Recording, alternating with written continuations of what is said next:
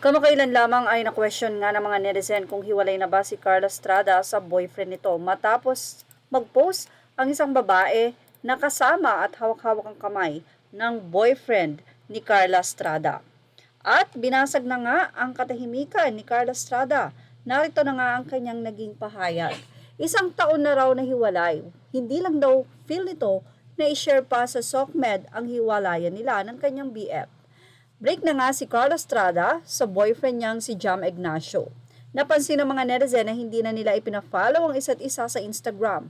Burado na rin lahat ang mga larawan nila sa social media.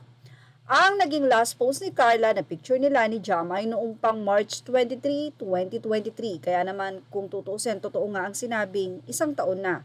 So mahigit isang taon na nga silang hiwalay. Explanation pa ni Carla, hindi naman niya isinishare sa lahat ang kanyang love life. Kaya marami ang hindi nakakaalam na wala na nga sila ni Jam. Hindi na rin daw niya kailangan pang explain at magbigay pa ng detalye kung bakit sila nag-break. Tama naman. Sa kanyang career at negosyo na lang, ibinubuhos ni Carla ang kanyang panahon ngayon. Kaya mabilis naman siyang nakaka-move on. Maraming grupo naman ng mga politiko ang kumukumbinsi kay Carla na tumakbo daw ito sa anumang posisyon sa kanilang lalawigan. Pero tinitimbang pa ni Carla Estrada ang lahat. Ayaw niyang pumasok sa political arena na hindi naman siya handa sa laban. Kahit na sumubok siya noon sa pangangampanya sa isang party list, hindi pa sapat ang kanyang kaalaman sa larangan ng politika. Ang tangi niyang maipagmamalaki ay hands-on siyang maglingkod bilang isang public servant.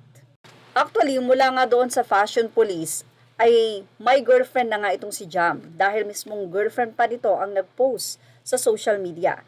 At ayon nga kay Carla, hindi naman niya kailangan pang i-explain ang dahilan kung bakit sila nag-break ni Jam. So, para kay Carla, mas malaya nga siya ngayon. Hiling lang ng mga netizen na kung sakasakali daw na papasok muli itong si Carla sa isang relasyon. Sana nga daw matagpuan na nito yung right guy na mamahalin siya at syempre hindi na magbe-break pa at talagang forever na, diba? Yun naman din ang hiling, lalong-lalo na ang mga nagmamahal kay Carla. At yan ang ating Showbiz Snap update. Images are all credit to the rightful owners. Thank you for watching Showbiz Snap.